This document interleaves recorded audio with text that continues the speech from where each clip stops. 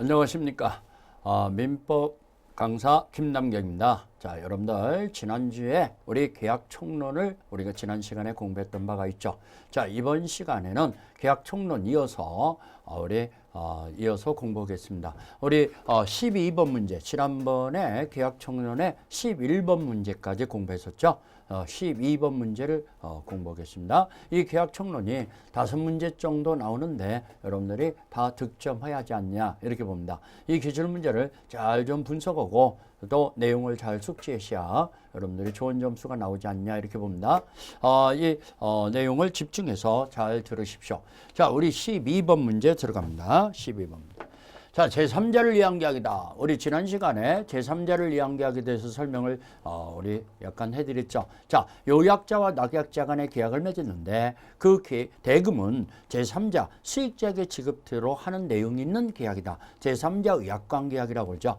자, 이 계약의 성립 당시에 제3자는 현존 특정할 필요가 없어요. 뱃속에 있는 태아도 설립 중에 있는 법인도 제3자가 될 수 있습니다. 현존 특정하지 않아도 된다는 거. 이 제3자는 계약 당사자가 아니기 때문에 취소권, 해제권 행사 못합니다. 요약자와 낙약자만이 계약 당사자라는 거. 자, 이 제3자에게 발생하는 권리는 채권에 한하지 않고 물권, 그 밖에 재산권도 가능한데 이 제3자가 낙약자한테 채무를 지고 있어요. 그 채무를 면제시켜주는 계약도 제3자를 위한 계약의 준하에 의하다는 거. 요약자가 제3자한테 빚을 지고 있는 것을 이 매매대금으로서 이 낙약자에게, 매수인에게, 제3자에게 대금으로서 대신해서 갚아주기로 했어요. 이걸 병전적 채무 인수계약이라고 하는데 병전적 채무 인수계약도 제3자를 위한 계약의 일종이라는 거. 제3자를 위한 계약에 속한다는 거. 이런 것 좀 눈여겨보시고. 아무튼 수익자는 계약 당사자가 아니기 때문에 취소권, 해제권, 원상 회복 청구권 행사하지 못한다는 거. 이런 것 좀 잘 기억하세요. 자, 문제를 풀어가면서 우리 내용을 살펴보겠습니다. 자, 우리 12번 문제. 제3자를 위한 계약의 설명 중 옳은 것은? 자, 제3자는 계약 체결 당시에 현존하고 있어야 한다. 현존하지 않아도 된다고 그랬잖아요. 현존 특정할 필요가 없다고 그랬어요. 그러면 1번 틀렸죠. 2번, 요약자의 채무 불이행 이유로 제3자는 낙약자와의 계약을 해제할 수 있다. 제3자는 계약 당사자가 아니기 때문에 해제권 없다고 그랬죠. 자, 우리 취소권, 해제권 행사 못합니다. 계약 당사자가 아니기 때문에. 그래서 2번도 틀렸고. 3번, 낙약자는 요약자와의 계약. 자, 요약자와의 계약에서 자, 이걸 우리가 기본 계약인 보상관계라고 그러죠. 보상관계의 무효 취소 해제 동시행 항변권을 가지고는 수익자한테도 대항할 수 있다고 그랬죠. 보상관계는 계약의 내용이니까 자, 동시행 항변권을 가지고 제3자에게 대항할 수 있다 이래야죠. 없다 나왔으니 틀렸죠. 제3자한테 대항할 수 있다. 자, 4번.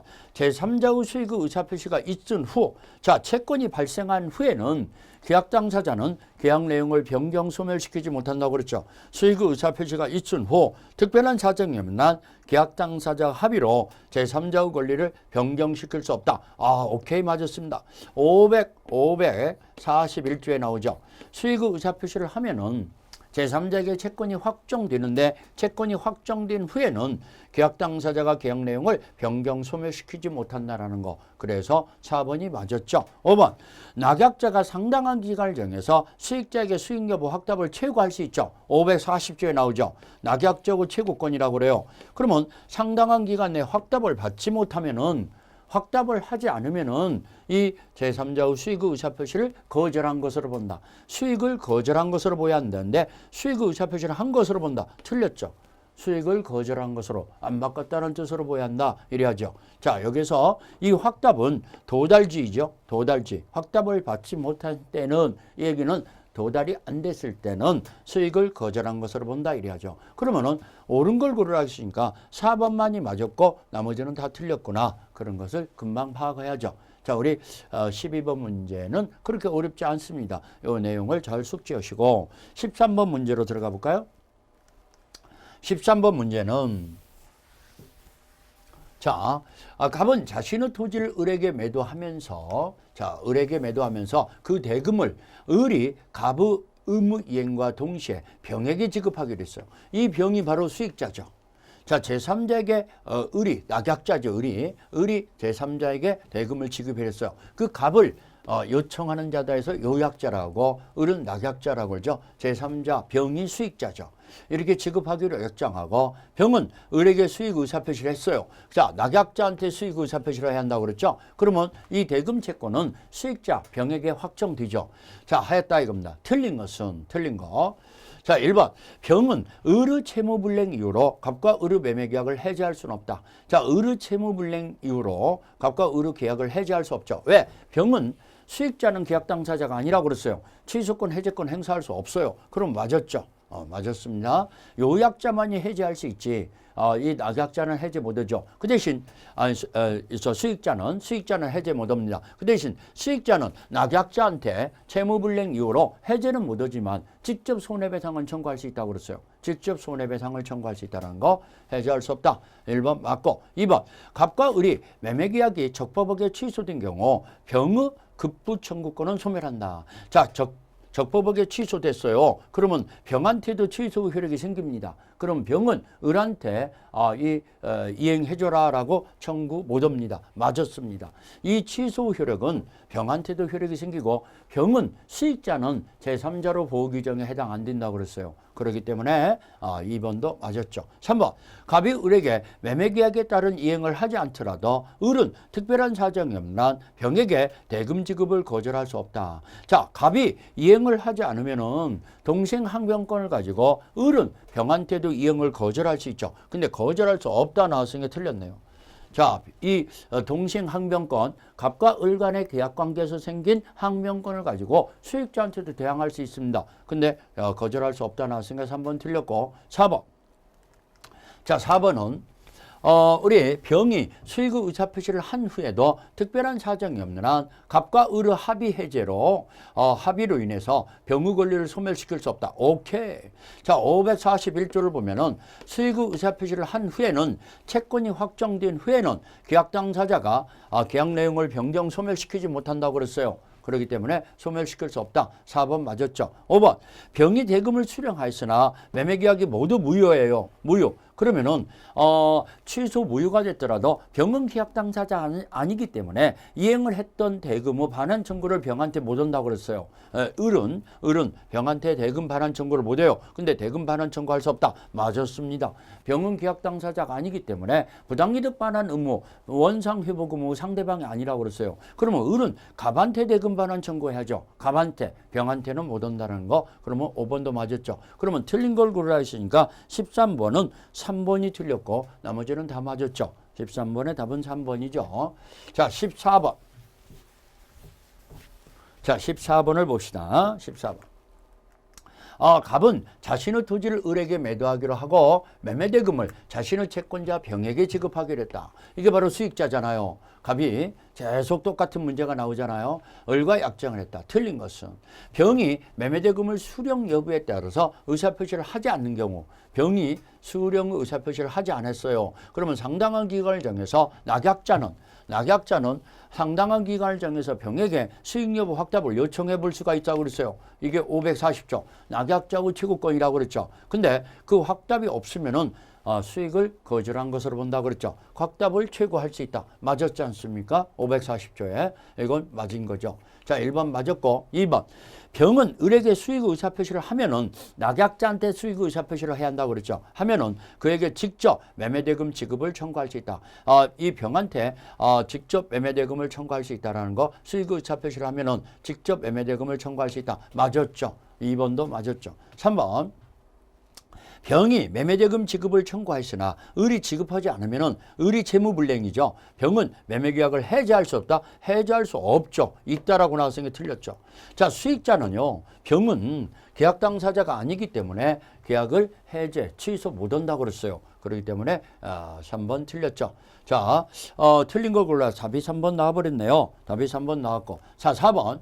을이 병에게 대금을 지급하였는데 을이 병한테 대금을 지급했어요. 그런데 계약이 해지된 경우 특별한 사정이 없는 한 을은 병에게 부당이득 반환 청구할 수 없다. 맞았죠. 이미 이행한 부분은 자, 부당이득 반환 청구 상대방이나 원상 회복 상대방은 수익자가 아니라고 그랬어요. 수익자는 계약 당사자가 아니기 때문에 상대방이 들 수 없다. 그러면 이행한 부분에 대해서 부당이득 반환 청구할 수 없다고 그랬어요. 시험 문제 잘 나오잖아요. 그래서 4번 맞았고 5번 갑이 소유권 이전을 하지 않으면 을은 특별한 사정이 없는 한 병에게 대금 지급 청구를 거절할 수 있다. 갑이 이행을 하지 않으면은 이행을 할 때까지 나 대금 못 주겠다. 토지 소유권 넘겨줄 때까지 대금 못 주겠다라는 동시행항변권을 수익자한테도 행사할 수 있잖아요. 그러니까 맞았죠. 그러면 14번에 틀린 걸 고르라 했으니까 답이 14번은 답이 3번이죠. 3번이 틀렸고 나머지는 다 맞았죠. 자, 3번은 자, 다시 한번 얘기하면은 수익자는 계약 당사자가 아니기 때문에 취소권, 해제권 행사 못 한다는 거. 수익자는 계약 당사자인 요약자, 낙약자만이 취소권, 해제권 행사할 수 있지. 수익자가 취소권, 해제권 행사 못 한다는 거. 그러니까 제3자를 위한 계약을 지금 살펴봤습니다. 자, 우리 15번으로 들어갈까요? 15번. 자, 매도인 갑과 매수인 을이 계약을 하면서 그 대금을 병에게 지급하기로써 또 제3자를 위한 계약이잖아요. 병한테 대금을 지급하기로써 제3자를 위한 계약을 체결했어요. 틀린 것은 제3자를 위한 계약이 한 문제가 잘 나옵니다. 그렇기 때문에 여러분들이 꼭 내용을 좀 숙지해 놓으셔야 한다고 그랬어요. 자, 1번 을은 갑에 대하여 그 대한 항변으로 병에게 대항할 수 있다. 자, 갑한테 주장할 수 있는 항변을 가지고 병한테 대항할 수 있다. 자, 맞죠? 을은 동시행 항변권을 가지고 또는 무효 취소 해제를 가지고 병한테도 대항할 수 있어요. 병은 제3자로 보호가 안 된다고 그랬어요. 그 다음에 2번 병이 수익의 의사표시를 한 후에 을이 대금을 지급하지 않으면은 을이 대금을 지급하지 않는다는 것은 채무불이행이죠. 그러면은 갑은 계약을 해지할 수 있다. 갑은 계약 당사자이기 때문에 해지할 수 있죠. 수익의 의사표시를 한 후라 할지라도요. 병의 동의 없이 수익자의 동의 없이도 해지할 수 있죠. 동의 없이 해지할 수 있다는 거 꼭 좀 주의하세요. 수익의 의사표시를 한 후에도 수익자의 동의 없이도 갑은 해지할 수 있어요. 맞았죠? 자, 맞았습니다. 3번 병이 수익의 의사표시를 하면은 특별한 사정이 없는 한 을에 대한 대금 지급 청구권을 확정적으로 취득한다. 병이 수익의 의사표시를 하면은 이 을에 대한 대금 지급 청구권을 확정적으로 취득한다. 맞았죠? 수익의 의사표시를 낙약자한테 해야 한다고 그랬어요. 수익자가. 그러면 수익의 의사표시가 낙약자에게 했을 때는 채권이 수익자에게 확정됩니다. 병에게 확정된다는 거. 그러면은 3번도 맞았죠. 4번. 을이 상당한 기간을 정해서 병에게 수익 여부 확답을 최고했으나 그 기간 내에 확답을 받지 못하면은 병은 수익을 거절한 것으로 본다. 자, 수익을 확답을 받지 못하면은 수익을 거절한 것으로 본다. 오케이. 맞았습니다. 540조. 시험 문제 참 잘 나옵니다. 이 제3자를 위한 계약에서는 540조와 541조가 가장 두 개 조문이 시험 문제 가장 잘 나옵니다. 꼭 나온다고 보세요. 540조, 541조 꼭 찾아서 여러분들 것으로 만드셔야 합니다. 아무튼 정확히 맞았잖아요. 4번. 그러면 5번은 어떻게 됐는가 봅시다. 자, 5번. 을이 병에게 대금을 지급한 후에 계약이 해제됐어요. 대금을 지급한 후에 해제됐어요. 그러면 특별한 사정이 없는 한 을은 병에게 대금 반환 청구할 수 없다. 맞았죠? 자, 우리 병은 수익자는 계약 당사자가 아니기 때문에 대금 반환 청구, 그러니까 부당이득 반환 청구나 원상 회복 후 상대방이 들 수 없다고 그랬어요. 계약 당사자인 을은 갑한테 청구해야죠. 이미 줬던 대금을 병한테는 반환 청구할 수 없다. 계속 나오잖아요. 그러니까 5번도 맞았죠. 그러면 15번의 답은 1번이 틀렸죠. 1번. 틀린 것은 1번이죠. 자, 이 낙약자는 수익자에 대한 항변을 가지고 요약자에 대한 항변, 무효 취소 해제, 동시행 항변권을 가지고 수익자한테도 대항할 수 있어요. 수익자한테도 행사할 수 있어요. 이 수익자는 이 뭡니까? 제3자의 보호 규정에 해당 안 된다고 그랬어요. 그래서 15번의 답은 1번입니다. 자, 16번으로 들어갈까요? 16번. 계약의 해제에 관해서 나왔네요. 자, 여러분들 계약의 해제와 해지 이것 좀 봅시다. 계약을 소멸시키는 것으로서는 계약의 해제와 해지가 있죠. 자, 이것은 유효한 계약을 소멸시켜버리는 의사표시죠. 계약을 소멸시키는 의사표시를 해제와 해지라고 그래요. 그러면 해제는 처음부터 없었던 것이 되죠. 소급적인 원상 회복 의무가 된다 그러죠. 처음부터 없었던 것으로 돌아가는 거. 원상 회복. 이게 해지죠. 그지만 해지는 그동안의 계약은 유효하고 앞으로 계약을 소멸시키는 거. 그래서 비소급적 장래에 향해서 이 청산 의무가 있죠. 청산을 해줘야죠. 밀린 차임이나 월급이나 이런 것들이 없어지는 게 아니죠. 그대로 청산해줘야 한다는 거. 아무튼간 계약의 해지는 유효한 계약을 소멸시켜버리는 의사표시로서 활용되는 것이 계약의 해지죠. 자, 계약의 해지는 우리 해지 다 법률 규정상 생기는 법정 해제권도 있지만은 약정 해제권도 있죠. 해지권도 마찬가지죠. 법정 해지권, 약정 해지권 다 생기죠.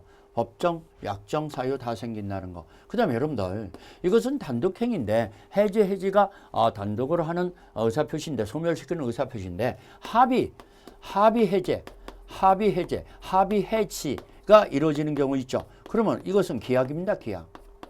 쌍방이 없었던 거로 돌리자라고 하는 것을 합의해지라고 그래요. 그렇기 때문에 이건 계약이지 단독행위가 아니에요. 그러면 이 합의해지나 해지는 명시적으로도 가능해요. 명시적 또는 묵시적 가능하죠. 명시적, 묵시적 다 가능하죠. 두 번째, 우리 민법에 채무불이행에 관한 규정이 있잖아요. 민법의 543조 이하의 규정. 규정은 적용 없어요. 채무불이행 사유는 적용이 없죠. 자, 여기서 이제 시험 문제가 가장 잘 나오는 게 이거죠. 손해배상 청구권이 없다라는 거. 자, 원래 해제는 손해배상 청구권, 해지 다 손해배상 청구권을 행사하는데 영향이 없어요. 근데 손해배상 청구권을 행사할 수 있는 건데 여기서는 안 생깁니다. 손해배상 청구권. 합의하에 없었던 걸로 돌리는 거니까 채무불이행 사유가 아니잖아요. 그러면은 손해배상 청구권이 생기는 게 아니라는 거. 그러면 대금을 반환할 때는 대금 반환 시에는 이자 가산 없어요. 이자 없다라는 거. 대금 반환 시에도 이자 없다라는 거. 이런 것들을 좀 잘 기억하세요. 그래서 합의 해지. 이 해제를 가지고는 우리 소급표가 있고 원상 회부가 있고 또 제3자의 보호 규정 이런 것들은 또 여기에서 적용돼요. 제3자의 보호 규정도 적용된다는 거. 자, 세 번째. 그러면 우리 법정 해제권의 발생 사유를 보자 이겁니다. 법정 해제권은 채무불이행 사유에서 생기는 거잖아요. 법정 해제권은 채무불이행 사유에서 생기는 거죠. 그러면 우리 이행지체, 이행기가 지났는데도 이행을 안고 있는 거, 채무자가 이 이행을 안고 있으면 상당한 기간을 정해서 최고해야죠. 이행을 요청해야죠. 그래도 이행을 안 해주면은 해제하고 손해배상을 청구하는 거죠. 해제하고 손해배상을 청구하는 거죠. 그렇지만 우리 채무자가 미리 이행을 거절하는 경우도 있잖아요. 이럴 때는 최고 없이 바로 해제할 수 있죠. 채무자가 미리 이행을 거절했을 때는 최고 없이 해제할 수 있다. 정기행위 이행지체라는 게 있잖아요. 정기행위 이행지체는 이 기간 내에 이행을 못 받으면은 그 후로 이행받아봤자 계약 목적 달성이 불가능해요. 그러면은 최고가 필요 없어요. 최고 없이 바로 해제하고 손해배상을 청구할 수 있죠.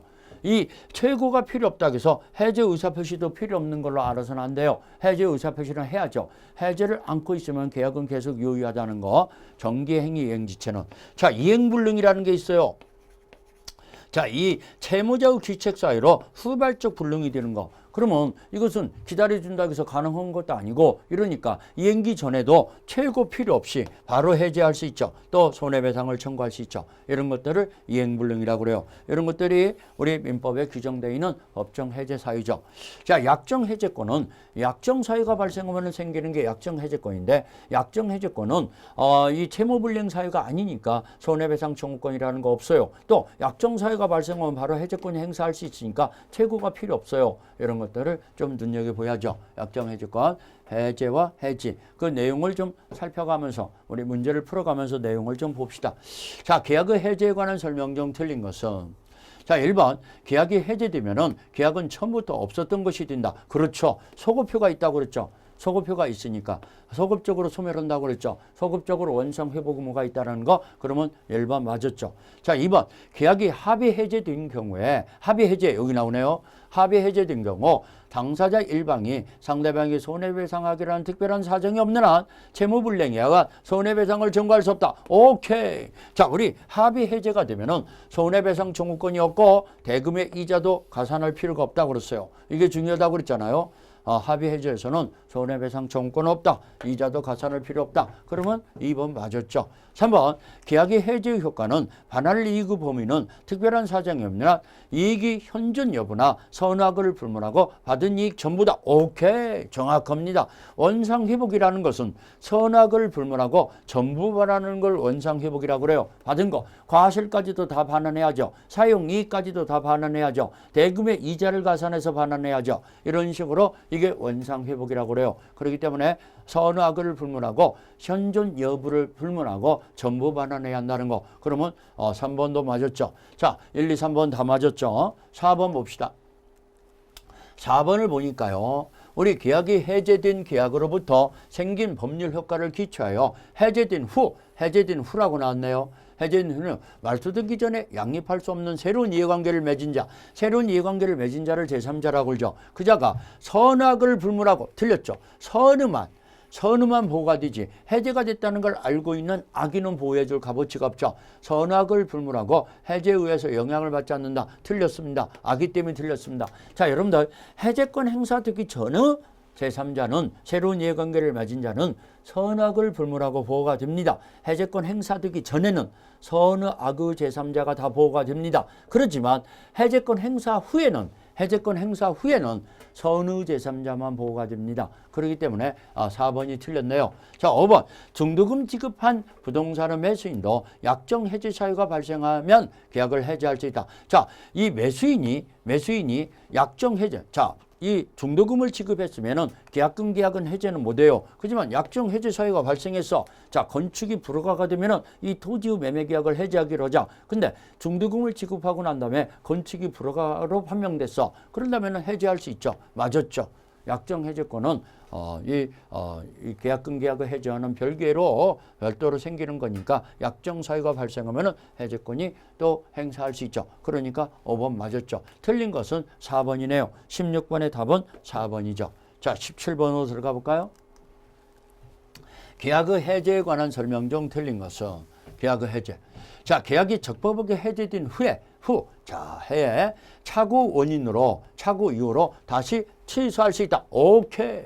여러분들 시험 문제 이거 4번 나왔어요. 굉장히 잘 나옵니다. 자, 다시 한번 설명합시다. 자, 매수인이 채무불이행이에요. 대금을 안 줘요. 그 매수인은 왜 대금을 안 줬냐? 중요 부분은 착오를 일으켜서 계약 목적 달성이 불가능하다고 판명됐다고 봅시다. 그러면은 매도인은 채굴을 하고 그래도 대금을 안 주면은 계약을 해제할 수 있잖아요. 그러면 해제하면은 이 매수인한테 이 계약금을 돌려줄 필요도 없고 손해배상을 청구할 수도 있는 이런 문제가 생기죠. 근데 매수인이 중요 부분으로 착오가 입증이 됩니다. 중요 부분으로 착오로서 취소하게 된다면은 계약금도 돌려받을 수 있고 손해배상 책임도 안 져도 되고 왜? 처음부터 계약은 무효화되니까. 그렇기 때문에 계약이 해제된 후라 할지라도 적법하게 지금 계약은 하나입니다. 해제된 후에 할지라도 또 매수인은 다시 취소할 수 있다는 거. 그러면은 1번 맞았죠. 자, 시험 문제 잘 나옵니다. 1번. 2번. 계약이 합의 해제된 거 또 나왔죠. 합의 해제된 경우 해제의 효과에 따른 제3자 보호 규정은 적용된다. 오케이. 자, 우리 합의 해제도 소급효라든가 불가분성이라든가 제3자 보호 규정 이런 것들은 그대로 적용된다고 그랬죠. 합의 해제에서도. 그러니까 2번 맞았죠. 3번 매도의 이행불능, 매도인의 이행불능이죠. 매도인의 이행불능으로 매수인이 계약을 해제하려면 매매계약의 변제 제공을 해야 한다. 자, 이행불능일 때는 기다려준다고 해서 가능해지는 게 아니라고 그랬어요. 이행기 전에도 자기 채무 이행 제공 없이 최고 없이 바로 해제할 수 있죠. 최고 없이 해제할 수 있어요. 그러면 해제하려면 대금 채무 변제를 제공해야 한다. 틀렸습니다. 3번이 틀렸어요. 변제 제공 없어도 바로 해제할 수 있어요. 이행기까지 기다릴 필요도 없다고 그랬어요. 그래서 3번 틀렸어요. 4번 토지 매수인으로부터 그 토지에 신축한 건물을 매수한 자. 자, 이 토지 매매예요. 지금 토지 매매에 건물을 매수한 자요. 그러면 토지 매매와 건물 매수인은 새로운 이해관계를 맺은 자라고 볼 수 없죠. 별개죠. 그러면 매수한 자는 토지 매매 계약이 해제됐어요. 해제됐다 하더라도 제3자에 해당하지 않는다. 맞네요. 토지 매매와 건물 매매는 별개잖아요. 그렇기 때문에 건물의 매수인은 새로운 이해관계를 맺은 제3자로 보호가 된다고 볼 수 없어요. 해당되지 않는다. 4번 맞았죠. 자, 틀린 걸 골라서 한 거 답은 3번 나왔죠. 자, 5번은 어떻게 나왔나 볼까요? 자, 5번. 공유자가 공유 토지에 관해서 매매 계약을 체결한 경우 특별한 사정이 없는 한 공유자 1위는 다른 공유자의 별개로 자신의 지분에 관해서 매매 계약을 해지할 수 있다. 자, 공유 토지에 관해서 매매 계약을 체결했더라도 자, 이 한 개의 계약으로 체결했더라도 각자 계약을 해지해서 지분에 대해서 이전 등기를 받을 수 있다라고 판결 내리죠. 다른 공유자와는 별도로 자기 자신의 지분에 관해서 매매 계약을 해지할 수 있다라는 거. 지분에 관해서. 그렇기 때문에 이 5번도 맞은 거죠. 5번도 맞았고 이 5번이 중요한 판례니까 좀 여러분들 잘 기억하세요. 5번. 그러면 17번에 틀린 걸 고르라 했으니까 답은 3번이죠. 자, 3번은 이 이행불능으로 계약을 해지하려면은 불능이니까 이행기를 기다릴 것도 없고 자기 채무 이행을 제공할 필요 없이 대금 채무를 제공할 필요 없이 최고도 없이 바로 해지할 수 있다고 그랬어요. 이게 이행불능이라고 그랬어요. 그래서 17번의 답은 3번입니다. 자, 18번으로 들어가 볼까요? 자, 18번.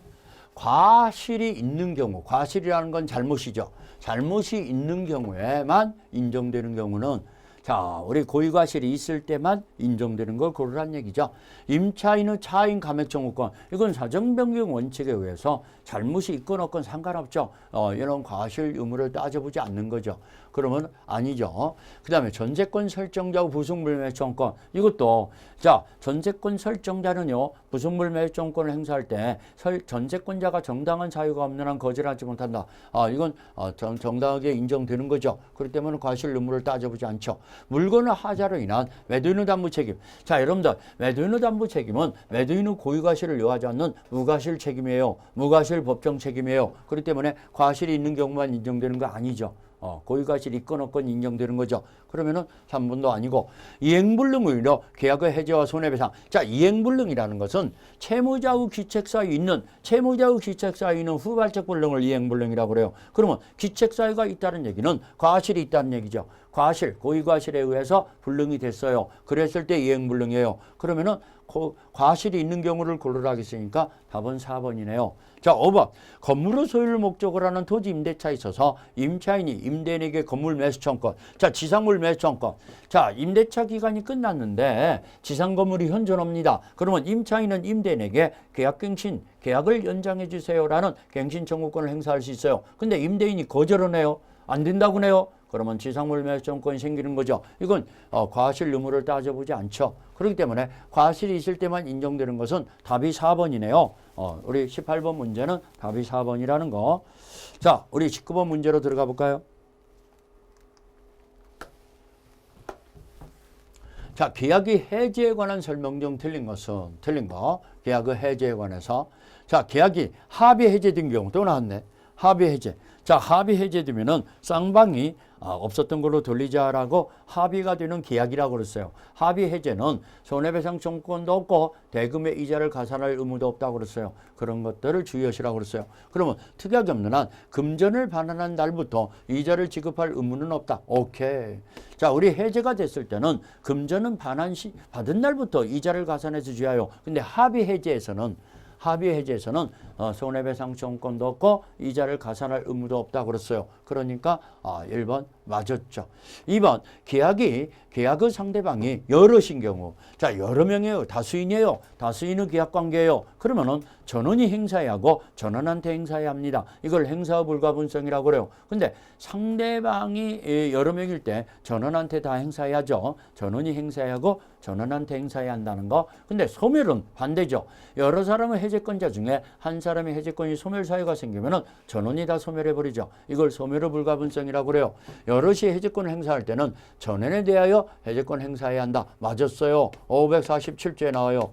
이 547조는 행사와 소멸의 불가분성이다. 이것은 의무규정이에요. 의무규정. 의무규정이니까 약정이 있으면 약정이 우선하죠. 아무튼간 2번 맞았습니다. 이 547조 좀 잘 기억하세요.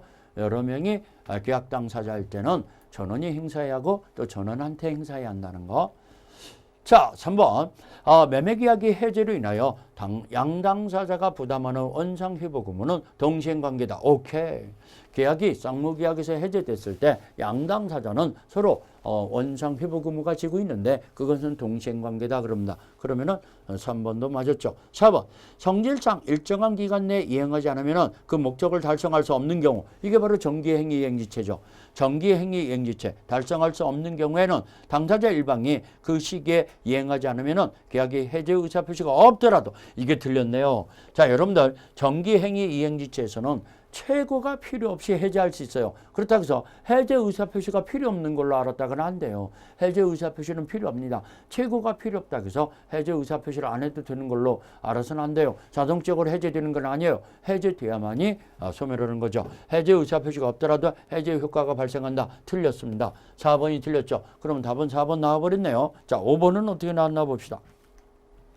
5번을 보니까 매매대금 채권이 양도된 후에, 매매대금 채권이 양도된 후에 계약이 해제됐어요. 해제됐는데 그 양수인은, 자, 우리 자, 양도된 후에 계약이 해제됐더라도 계약이 해제되면은 계약상에서 발생하는 이 채권은 소멸하잖아요. 그 계약이 해제되면은 그 계약상에서 발생하는 채권이 소멸하는데 그 계약상의 채권을 양수받은 양수인이나 압류 채권자나 전부 채권자, 이런 사람은 새로운 이해관계를 맺은 자가 아니에요. 제3자가 아닙니다. 이런 사람들은, 그럼 양수인은 권리를 침해당하지 않는 제3자에 해당하지는 않는다. 오케이. 양수인은 제3자에 해당되지 않아요. 왜? 제3자에 해당되지 않는 것은 그 새로운 이해관계를 맺은 자라고 볼 수 없죠. 계약상에서 생긴 채권이 해제가 되면 소멸되기 때문에 그 당사자나 마찬가지로 새로운 이해관계를 맺은 자에 해당되지 않습니다. 양수인은. 그렇기 때문에 5번 맞았죠. 그러면 틀린 것은, 19번에 틀린 것은 바로 4번이죠. 19번에 틀린 것은 4번이다. 자, 그래서 우리가 제3자의 관계를 좀 정리해 드릴게요. 계약의 해제에서. 자, 우리 548조를 보면은요, 계약의 해제의 효과다. 해제의 효과. 계약이 해제가 되면은 소급적으로 원상회복 의무가 있어요. 원상회복 의무가 있어요. 소급적인 원상회복 의무가 있는데 이 소급표를 가지고는 제3의 권리를 침해하지 못한다. 제3의 권리자가 보호가 되죠. 제3자의 보호 규정이다 그러죠. 제3자가 보호가 되는데 이 제3자라는 것은 새로운 이해관계를 맺은 자죠. 새로운 이해관계를 맺은 자로서 계약의 해제에 의해서는 새로운 이해관계를 맺은 자. 자, 그래서 우리 부동산일 때는 등기까지 넘겨받은 자, 그 다음에 인도까지 받은 자, 완전하게 권리를 취득한 자를 얘기하죠. 제3자라는 것은. 그러면 이 제3자는 해제권 행사되기 전에는, 해제되기 전에 발생한 제3자예요. 그러면 선의악의를 다 보호가 돼요. 해제되기 전이니까 선의악의 제3자가 다 보호가 되죠. 보호가 되는데 해제권이 행사된 후에 발생했어요. 해제권이 행사된 후에는 선의 제3자만 보호가 돼요. 선의 제3자만. 그 해제가 됐다는 걸 모르고 있는 제3자만 보호가 되죠. 해제가 됐다는 걸 알고 있는 사람은 보호해줄 값어치가 없잖아요. 그래서 해제권 행사된 후에 발생한 선의 제3자만 보호가 된다는 거 시험 문제 종종 나옵니다. 자, 그러면 여기서 제3자는 새로운 이해관계를 맺은 자라겠는데 제3자에 해당되지 않는 자, 제3자의 해당 없는 자. 자, 해당 없는 자는, 자, 이런 사람들이 해당 없죠. 계약이 해제로 인해서 해제로 소멸되는, 자, 해제가 되면은 채권 채무 관계는 소멸하잖아요. 소멸하는 계약상의 채권을 양수받은 사람이 있어요. 계약상의 채권의 양수. 채권의 양수인. 또는 이 계약상의 채권에 압류한 채권자가 있어요. 압류. 또는 전부 명령을 받은 채권자가 있어요. 이걸 전부 채권자라고 그래요. 전부 명령을 받은 채권자. 이런 사람들은 양수인이나 압류 채권자, 전부 명령을 받은 채권자 또는 제3자를 위한 계약 있잖아요. 시험 문제 잘 나오는 걸 지금 얘기해 주는 거예요. 제3자를 위한 계약에서 수익자 있잖아요. 수익자. 계약의 수익자. 이런 사람들은 새로운 이해관계를 맺은 자가 아니에요. 그렇기 때문에 제3자에 해당되지 않아요. 해당되지 않아요. 이 수익자. 이런 사람들이 시험 문제 참 잘 나오니까 꼭 좀 주의하세요. 제3자에 해당되지 않아요. 우리 아까 얘기했듯이 토지를 매매했는데 그 매수인이 건물을 신축했어. 그 건물을 또 매수한 사람. 토지 매매하는 별개로 건물을 산 사람은 새로운 이해관계를 맺은 자가 아니죠. 이런 사람들이 제3자가 아니라는 거, 그런 거. 자, 이 원상회복이라는 것은 선의든 악의든 불문하고 다 반환하는 거. 그래서 과실까지도 사용이익까지도 대금을 반환할 때는 받은 날부터 이자를 가산하는데 이 이자는 연 5%죠. 민법상 이자니까. 근데 이자는 부당이득 반환 성질이라는 거. 이자는 무슨 성질? 부당이득 반환 성질이다. 이런 것들을 염두에 두시고 여러분들이 정리해 놓아야죠. 해제 효과에 대해서. 그 다음에 아까 얘기했던 해제권 행사와 불가분성이라는 게 있었죠. 자, 해제권 행사와 불가분성은 행사와 소멸의 불가분성이라고 그래요. 자, 행사와 소멸 불상. 여러 사람이 다수 당사자가 해제권을 가지고 있을 때는 전원이 행사해야죠. 전원이 행사해야 한다. 상대방이 여러 명일 때는 전원에게 행사해야 한다. 전원한테 행사해야 한다. 이걸 행사 불가분성이라고 그래요. 근데 여러분들이 여기서 오해하지 말 것은 공유 관계에서는 독특해요. 공유 관계에서는. 그래서 여러분들 공유에 관해서 공유 지분의 과반수가 단독으로 공유물 전부를 제3자에게 임대차 계약을 체결할 수 있잖아요. 그 임차인의 계약은 유효하잖아요. 그러면 이 지분의 과반수를 가진 자가 임대차 계약을 유효하게 체결할 수 있듯이 임대차 계약의 해지도 지분의 과반수를 가진 자가 단독으로 해지할 수 있어요. 전원이 해지하는 게 아니에요. 공유 관계에서는 좀 틀리다는 거, 이런 것 정도 여러분들이 염두에 두셔야죠. 소멸은 한 사람 1인의 소멸 사유가 생겼어요. 1인의 소멸 시에는 전원이 소멸하죠. 전원의 소멸이다. 이게 소멸의 불가분성. 이것은 해제에서만 인정되는 게 아니라 해지권에도 그대로 적용됩니다. 해지 다 적용되죠. 이런 것들이 중요한 내용들이니까 잘 정리하세요. 자, 20번 문제로 들어가 볼까요? 20번 문제. 20번 문제가 제3자에 해당하는 자를 고르라는 문제네요. 자, 금방 우리 살펴봤듯이 우리 한번 살펴봅시다. 자, 소급표로부터 보호받을 수 있는 제3자에 해당하는 자는 계약의 해제 전에 계약상의 채권을 양수하여 피보전 권리는 처분금지 가처분 결정을 받은 자. 자, 계약상의 채권의 양수인은 제3자가 아니라고 그랬잖아요. 그렇기 때문에 이 사람은 제3자에 해당되지 않죠. 해당하는 자를 고르라 했으니까 이건 제3자가 아니에요. 아니고. 자, 그 다음에 계약의 해제 전에 해제 대상 계약상의 채권 자체에 압류한 자 또는 전부 명령을 받은 자. 전부 명령을 받은 채권자는 이것도 제3자가 아니라고 그랬잖아요. 1번, 2번 다 제3자가 아니죠. 자, 3번.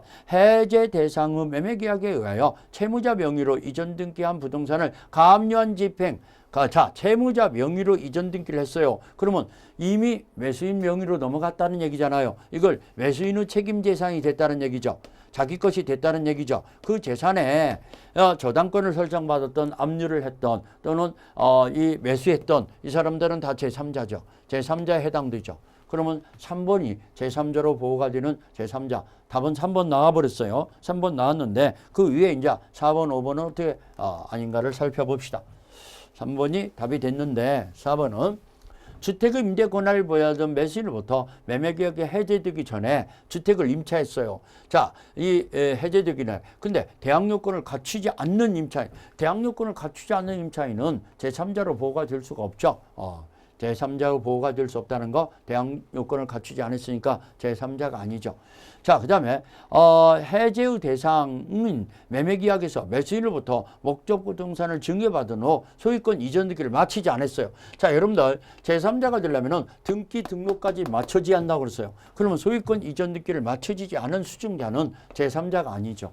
제3자가 아니죠. 등기를 받은 수증자만이 제3자죠. 그렇기 때문에 우리 20번에서 제3자에 해당하는 자는 3번이고 나머지는 해당되지 않는데 여러분들이 좀 잘 정리해 놓으셔야겠네요. 자, 21번 문제로 들어가 볼까요? 21번 문제.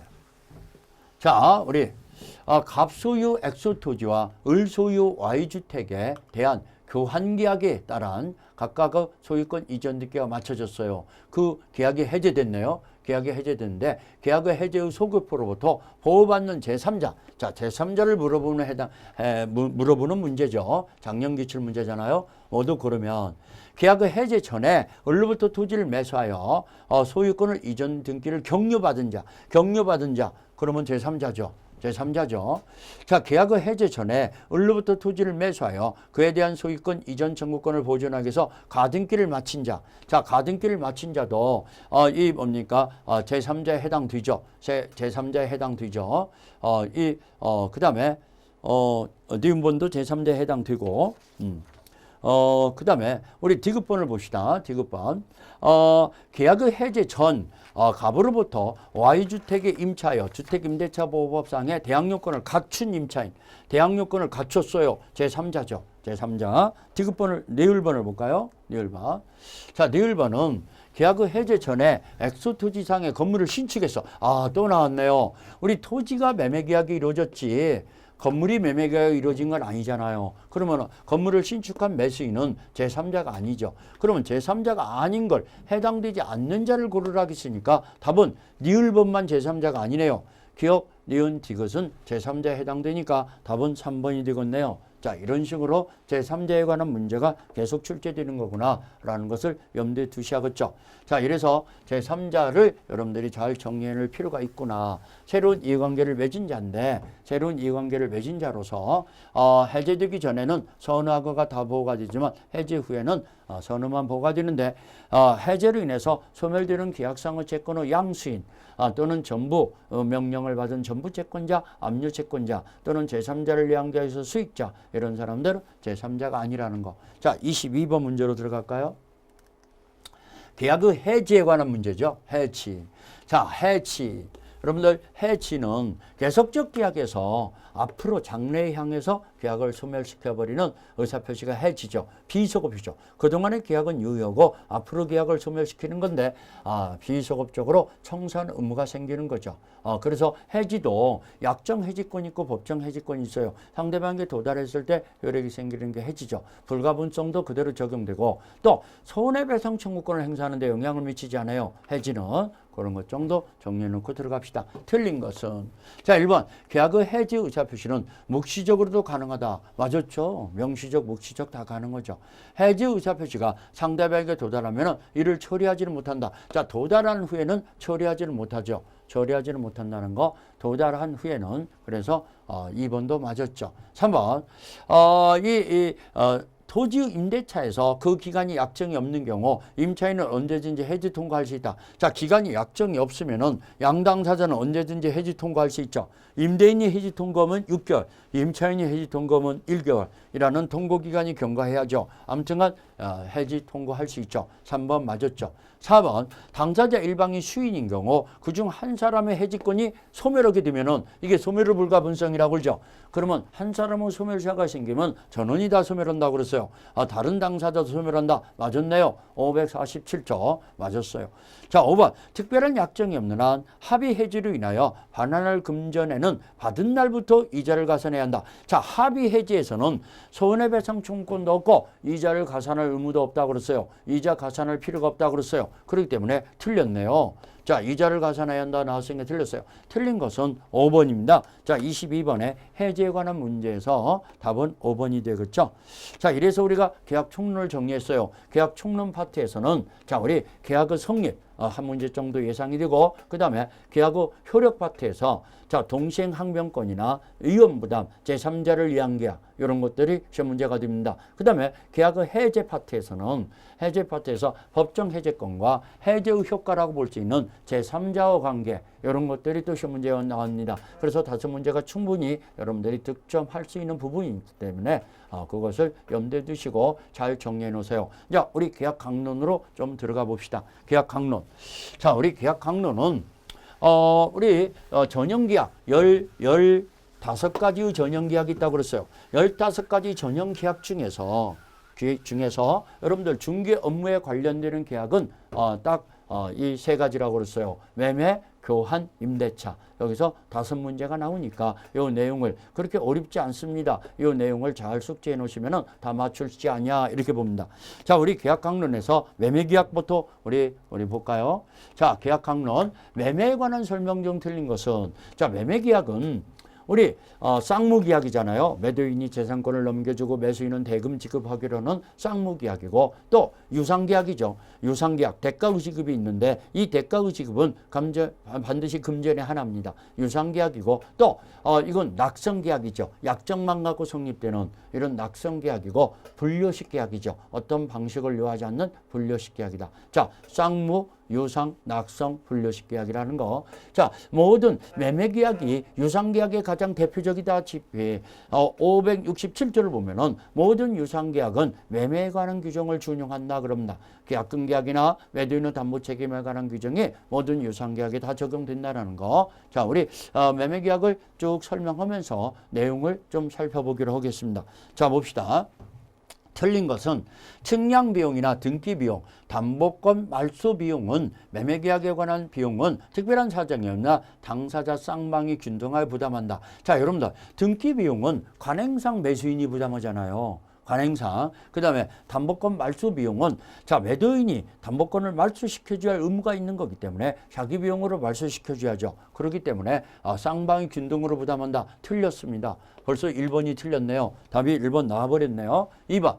매매 목적물로 인도와 동시에 대금을 지급할 때 자, 이게 시문제 참 잘 나옵니다. 인도와 동시에 대금을 지급했을 때는 대금 지급은 인도 장소라는 거.